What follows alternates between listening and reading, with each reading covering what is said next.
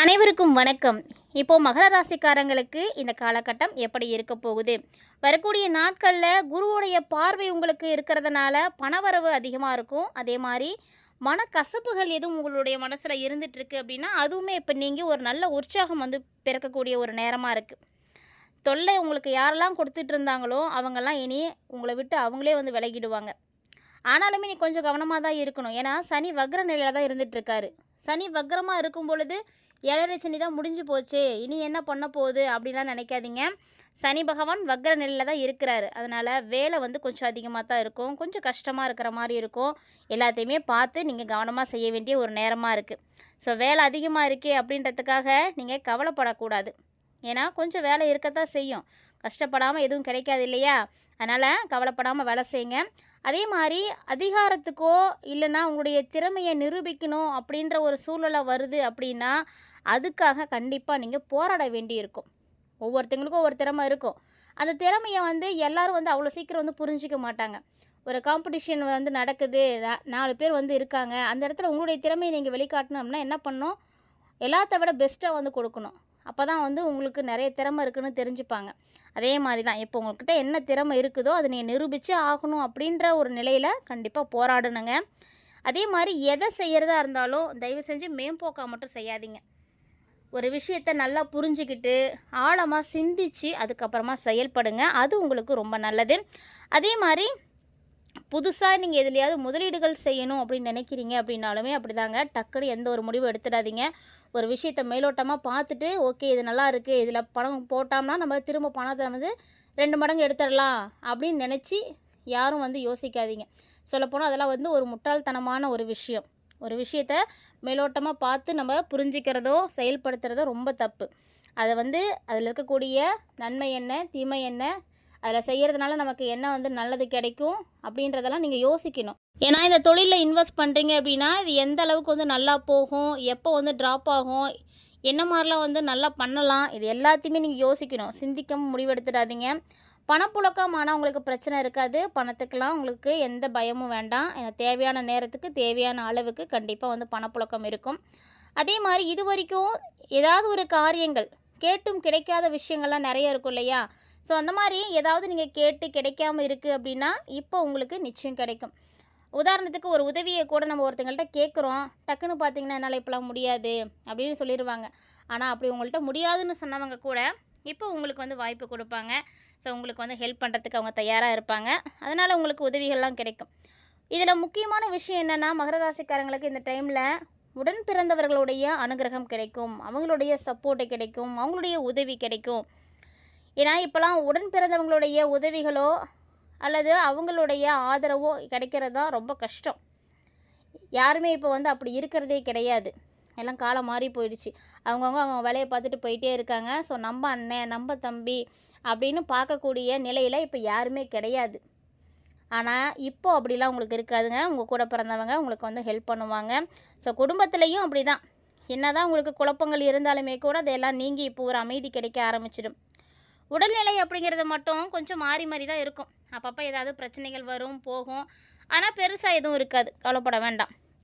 அதே மாதிரி உடலில் உங்களுக்கு சுறுசுறுப்பு அதிகரிக்கணும். அதுக்கு நீங்கள் என்ன விஷயங்களை செய்யணுமோ அதெல்லாம் செய்யுங்க. அதே மாதிரி இந்த டைமில் பேச்சுலேயும் நீங்கள் நிதானத்தை கடைப்பிடிங்க. நம்ம என்ன பேசுகிறோம், யாருக்கிட்ட பேசுகிறோம், நம்ம சரியாக தான் பேசுகிறோமா, இது எல்லாமே ரொம்ப முக்கியங்க. கவனிச்சிக்கோங்க. ஏன்னா ஒவ்வொரு ராசிக்காரர்களுக்குமே ஒவ்வொரு மாதிரி பலன்கள் இருக்கும். இதுலேயுமே நட்சத்திர ரீதியாக பார்த்தீங்கன்னா இன்னும் ஒரு சில விஷயங்கள் வித்தியாசப்படும். எல்லாருக்கும் எல்லாம் ஒரே மாதிரி இருக்கிறது கிடையாது. நம்ம பார்க்குறது பார்த்திங்கன்னா பொது பலன்கள் தான். இது மகர ராசி அப்படின்றத வச்சு சொல்கிறோம். ஸோ ஒரு 50-60% சரியாக இருக்கலாம். மீதி இருக்கக்கூடிய விஷயங்கள் அப்போ என்ன அப்படின்னு நீங்கள் யோசிக்கிறீங்களா? அதுக்கு தான் உங்களுடைய சுய ஜாதகம் இருக்கணும்னு சொல்கிறது. ஏன்னா ஒவ்வொருத்தரும் பிறந்த நேரம் வேறு, அந்த நேரத்தில் இருக்கக்கூடிய நட்சத்திரம் என்ன, ராசி என்ன, காலம் என்ன, இது எல்லாத்தையும் வச்சு தான் நம்ம கணிப்பாங்க. அப்போ தான் எக்ஸாக்டாக தெரிஞ்சிக்க முடியும். உங்களுக்கு இதுதான் நடக்கும் அப்படின்னு சரியாக சொல்கிறாங்க அப்படின்னா அது எப்படி? உங்களுடைய ஜாதகத்தை வச்சு தான். ஸோ இந்த டைமில் பார்த்தீங்கன்னா வரக்கூடிய கிரகநிலைகள் அப்படின்னா ரொம்ப ரொம்ப அற்புதமான கிரகநிலைகள். ஏன்னா சூரியன் அவருடைய சொந்த ராசிக்கு போகிறாரு, சிம்ம ராசிக்கு. இந்த டைமில் பார்த்தீங்கன்னா நிறைய அதிர்ஷ்டங்கள் கிடைக்கும். அதே மாதிரி ஒரு சில விஷயங்களை கவனமாக தான் இருக்கணும். ஒரு சில நேரங்களில் நீங்கள் பரிகாரங்கள் செய்கிற மாதிரி கூட இருக்கும். அது எல்லாத்தையுமே நீங்கள் தெளிவாக பார்த்து தெரிஞ்சுக்கிட்டு கரெக்டாக ஃபாலோ பண்ணிட்டீங்க அப்படின்னாவே போதும். அந்தந்த டைமில் ஏற்படக்கூடிய பிரச்சனைகள் எல்லாமே வந்து குறைஞ்சி போயிடும். இந்த டைமில் சூரியன் சிம்ம வீட்டுக்கு வந்திருக்காரு இல்லையா? இந்த டைமில் பார்த்தீங்கன்னா செவ்வாயும் புதனுடைய வீட்டில் வந்து இருக்கிறாரு. அதனால் உங்களுக்கு உபஜய ஸ்தானத்தில் வந்து அமர்ந்திருக்கிறாரு. ஸோ குரு பகவான் உச்சமாகி கடக வீட்டில் வந்து இருக்கிறாரு. புதன் பார்த்தீங்கன்னா சிம்ம ராசிக்கு வரப்போகிறாரு. அதே மாதிரி சூரியன் புதன் கேது இவங்க எல்லாமே இணைவில் இருக்கிறாங்க. 6வது இடத்துல சுக்கிர பகவான் வலுவிழந்து இருக்கிறாரு. இப்படி ஏகப்பட்ட கிரகநிலைகள் வந்து இந்த காலகட்டங்களில் இருக்குது. இந்த கிரகநிலைகளை வைத்து ஒருவருடைய வாழ்க்கையில் நடக்கக்கூடிய விஷயங்களை நம்ம கண்டிப்பாக வந்து தெரிஞ்சுக்க முடியும். அதே மாதிரி சனி பகவானும் பார்த்தீங்கன்னா வக்ரமாக இருக்கிறாரு. மீன ராசியில் போய் இருக்கிறாரு. அதுவும் சந்திரன் தன்னுடைய பயணத்தை மீன வீட்டில் இருந்து ஆரம்பிக்க போகிறாரு. இந்த நேரத்தில் மகர ராசி நேயர்களே உங்களுக்கு ஒரு நல்ல காலகட்டம். ஏன்னா 6ல் செவ்வாயும் 7ல் குருவும் 8ல் சூரியனும் 9ல் வந்து உங்களுக்கு பாக்கியாதிபதியும் உச்சம் பெற்று இருக்கிறாரு. 10வது இடத்துல அதே மாதிரி சுக்கிரன் வந்து ஆட்சி பெற்று இருக்கிறாரு. ஸோ இந்த யோகங்கள் எல்லாமே உங்களுக்கு சிறப்பான பலன்களை கொடுக்கும். எதிர்பாராத சந்திப்பு, எதிர்பாராத அதிர்ஷ்டம், நிறைய விஷயங்கள் வந்து நடக்கும். இதெல்லாம் நடக்கும் நான் வாழ்க்கையில் நினச்சே பார்க்கல அப்படின்னு சொல்லுவாங்க பார்த்தீங்களா? அந்த மாதிரி சம்பவங்கள்லாம் நடக்கும்.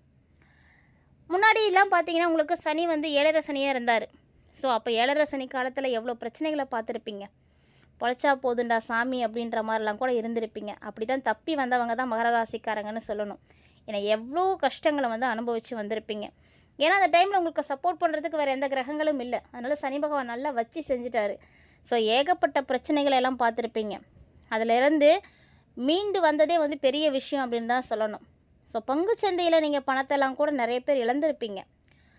அப்படியெல்லாம் கஷ்டப்பட்டவங்களுக்கு இனி வந்து ஜாக்பாட் அடிக்கக்கூடிய ஒரு நேரம் தான். ஸோ இனி உங்களுடைய பணங்கள் எல்லாமே வந்து மீண்டும் வந்து கிடைக்கக்கூடிய ஒரு டைமிங். ஆன்லைன் மோசடிகளெல்லாம் வந்து மாட்டிக்கிட்டு சிக்கி தவிச்சிட்டு இருந்தீங்களா? ஏமாந்து போயிட்டீங்களா? ஸோ அதெல்லாம் கவலைப்படாதீங்க. நீங்கள் என்னெல்லாம் ஏமாந்தீங்களோ அது எல்லாத்தையுமே இப்போ சரியாக வந்து மீட்டெடுக்கக்கூடிய ஒரு நேரம். வெளிநாடு, வெளி மாநிலம், வெளியூர் இதுக்கெல்லாம் போகிறதுக்கு வாய்ப்பு இருக்குங்க. அதாவது பார்த்திங்கன்னா உதாரணத்துக்கு பாம்பே, பூனே, பெங்களூர், ஹைதராபாத் இந்த மாதிரி பகுதிகளெல்லாம் வேலை கிடைக்கிறதுக்கு வாய்ப்பு இருக்குது. அதனால் கிடைக்கக்கூடிய நல்ல வேலை வாய்ப்புகளை பயன்படுத்திக்கோங்க. ரெட்டிப்பு சம்பளம் கிடைக்கும். நல்ல வேலை கிடைச்சிருச்சு அப்படின்னாலே சம்பளம் இருக்கும். அதுலேயும் ரெட்டிப்பு சம்பளம் அப்படின்னா சொல்லவா வேணும்? நிறைய பாக்கியங்கள் இருக்குங்க. அற்புதமான ஒரு நேரம் தான் நீங்கள் இப்போ இருக்கக்கூடிய அந்த நேரம். அதுலேயும் மகராசி நேர்களில் யாருக்கெல்லாம் வந்து குழந்த பாக்கியம் இல்லாமல் இருக்கோ உங்களுக்கு இப்போ வாய்ப்பு இருக்குது. ஸோ எல்லாத்துலேயும் வந்து நல்ல ஒரு திருப்தியாக நீங்கள் இருக்கக்கூடிய ஒரு காலகட்டம். தொழில், வியாபாரம், விவசாயம் அப்படின்னு எந்த துறையில் நீங்கள் இருந்தாலும் சரி எல்லாமே வந்து சூப்பராக இருக்கும். அதே மாதிரி டெலிவரி செய்யக்கூடிய இளைஞர்களாக இருக்கீங்க, டெலிவரி பாயாக தான் ஒர்க் பண்ணிகிட்டு இருக்கேன், இப்போது உங்களுக்கு இன்னும் சூப்பராக இருக்குது. ஸோ நீங்கள் செய்யக்கூடிய வேலை என்ன அப்படின்றது முக்கியம் கிடையாது. அதில் நீங்கள் எப்படி இருக்கீங்க, உங்களுடைய பெர்ஃபார்மன்ஸ் தான் முக்கியம். ஸோ இந்த டைமில் பார்த்தீங்கன்னா டெலிவரி செய்யக்கூடிய இளைஞர்களுக்கெல்லாம் சூப்பரான ஒரு யோகமான காலகட்டமாக இருக்க போகுதுங்க. ஏன்னா 10ஆம் இடத்துல சுக்கிரன் இருக்கிறாரு அப்படின்றதுனால குறிப்பால் வாகன ஓட்டுநர்கள், லாரி, பஸ்ஸு, டிரான்ஸ்போர்ட் இந்த மாதிரி துறைகளில் இருக்கக்கூடியவங்களுக்கெல்லாம் நல்ல வருமானம் வந்து கிடைக்கும். ஸோ நல்ல விஷயங்கள் நிறைய நடக்கக்கூடிய ஒரு நேரம்.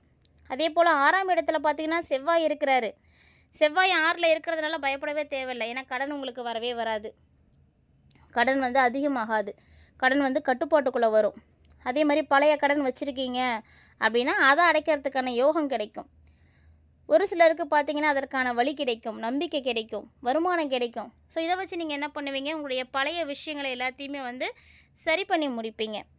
எதிரிகள் உங்களுக்கெல்லாம் யாராக இருந்தாலும் சரிங்க, இப்போ வந்து வலுவிழுந்து போயிடுவாங்க. எதிரிகளை எல்லாத்தையும் நீங்கள் கண்டுபிடிக்க போகிறீங்க. பக்கத்தே இருக்கக்கூடியவங்க துரோகம் செஞ்சால் கூட ஒரு சிலருக்கு தெரியாது. ஸோ அந்த மாதிரி எதிரிகளை எல்லாம் அடையாளம் காட்டக்கூடிய ஒரு நேரம். ராசியையும் சரி உங்களுடைய ராசி நாதனையும் சரி உச்ச குரு வந்து பார்த்துட்ருக்காரு. மகராசிக்காரர்களே, உங்களுடைய ராசிநாதனை உச்ச குரு பார்க்குறாரு அப்படின்னா என்ன அர்த்தம்? திட்டமிட்ட காரியங்களில் நல்ல வெற்றி கிடைக்கும். ஏன் சொல்கிறேன்னா குருவினுடைய பார்வைக்கு தான் பலன் அதிகம். குரு எப்போதுமே இருக்கக்கூடிய இடத்தை விட பார்க்கக்கூடிய இடத்துக்கு பலன்களை அதிகமாக கொடுப்பாரு. அந்த மாதிரி பார்க்கும்போது மகர ராசிக்காரர்களுக்கு குரு இப்போ உச்சத்தில் இருக்கிறாரு. உச்சம் பெற்ற குருவோட பார்வை கிடைக்குது அப்படிங்கிறதெல்லாம் சூப்பரான ஒரு யோகம், அருமையான ஒரு டைமிங்.